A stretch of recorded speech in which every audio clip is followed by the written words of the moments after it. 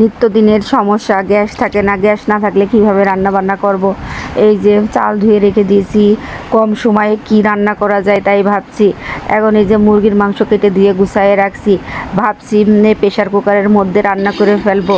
এই যে চুলার গ্যাসের এই অবস্থা, এই গ্যাসে ভাতের পানি গরম হবে না। কম সময় বাচ্চাদের যাতে পেট ভরে তাই তৈরি করে দেওয়ার চেষ্টা করছি। এই যে বড় সাইজের একটা প্রেশার কুকার নিয়ে নিয়েছি। এই প্রেশার কুকারে 7 লিটার মাংস রান্না করা যায়। এখন ভাবছি এইটার মধ্যেই আমি দেখি রান্না করে দিতে পারি কি। এখন এইটার মধ্যে আমি মাংস দিয়ে দিলাম, আদা রসুন বাটা, মরিচের গুঁড়া, সব বিরিয়ানির মশলা আর সব কিছু দিয়ে ভালো করে মেখে গুঁড়া দুধও দিয়ে দিয়েছি। তারপরে বড় এলাচ, ছোটো এলাচ, তেজপাতা সব মাংসের মধ্যে, বিরিয়ানির মধ্যে যা যা লাগে সব একসাথে দিয়ে দিয়েছি। দেখেন এখন এই যে এইটা উল্টাইয়ে দেব আমি। এই যে এখন আরেকটা কড়াই বসিয়ে দিয়েছি, দেখি কড়াই গরম করে একটু পেঁয়াজের বেরেস্তা করা যায় কি। কারণ পেঁয়াজের বেরেস্তা শেষ হয়ে গিয়েছে। আমি পেঁয়াজের বেরেস্তা একটু করে নেব, কিন্তু কড়াই গরম না হলে কিভাবে আমি করব। একদম টিপটিপ গ্যাস। দেখেন পেঁয়াজের কি অবস্থা, পেঁয়াজ এখনও হয় না, গ্যাস নেই বলেই চলে। প্রেশার কুকারে সব মেখে ঝুঁকে মাংসটা দিয়ে দিয়েছি, যাতে একটা শিশি উঠলে ধুয়ে রাখা পোলাও চালটা আবার দিয়ে দেবো। শীষ ওঠে না। এই যে এখন বেলা 3টা বাজতে 10 মিনিট বাকি, এই অবস্থা। বেলা 3টা বাজে, অথচ চুলায় কোনো গ্যাস নেই। দেখেন পেঁয়াজের কি অবস্থা, একদম গরম হয়েছে, কিন্তু পেঁয়াজ ভাজাই হয় না। কারণ বিরিয়ানির মধ্যে একটু পেঁয়াজের বেরেস্তা না দিলে মজা হবে না। আসসালামু আলাইকুম প্রিয় ভাই ও বোনেরা, আপনারা সবাই কেমন আছেন? আশা করি সবাই ভালোই আছেন। দেশ এবং দেশের বাইরে যে যেখানে বসে আমার এই ভিডিওটি দেখছেন, আর যারা দেখছেন না আশা করি তারা অনেক ভালো আছেন। দেখেন আমি প্রেশার কুকারের ঢাকনাটা খুলে দিয়েছি। এই যে এরকম হয়েছে, অবশেষে পেঁয়াজের বেরেস্তাটাও এরকম হয়েছে।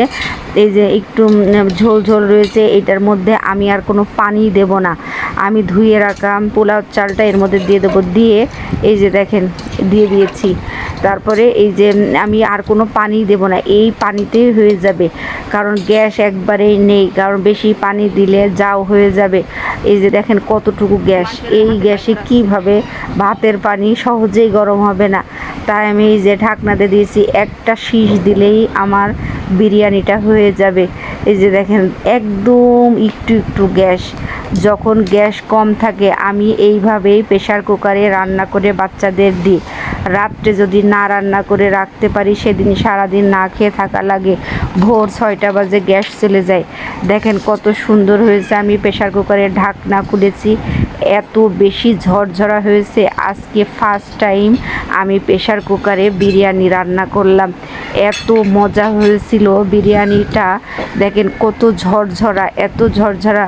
বাকিটা পেঁয়াজ বেরেস্তা আমি দিয়ে দিয়েছি, একদম ঝরঝরা হয়েছে। বাচ্চারাও অনেক মজা করে খাইছে এই বিরিয়ানি। দেখেন চালটাও সুন্দর ফুটে গিয়েছে। পানি সব সময় প্রেশার কুকারে রান্না করতে গেলে পানি একদম কম দেবেন। প্রেশার কুকারে ভাত রান্নাটাও অনেক সুন্দর ঝরঝরা হয়।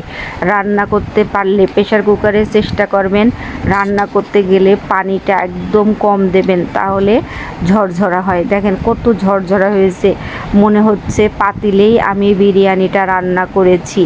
এত মজা বিরিয়ানিটা হয়েছিল। আমার মেয়ে তো বলছে, মা এটা মনে হচ্ছে দোকান থেকে কিনে নিয়ে আসছো। আর খেতেও অনেক বেশি মজা হয়েছিল। সব সময় যেই গ্যাস আছে এই গ্যাসে কখনোই রান্না হতো না আমি যদি প্রেশার কুকার ব্যবহার না করতাম। দেখেন কত ঝরঝরা হয়েছে বিরিয়ানিটা, আর খুবই টেস্ট। এইভাবে আপনারা রান্না করে বাচ্চাদের দিতে পারেন, বাচ্চাদের মনও ভরবে, পেটও ভরবে।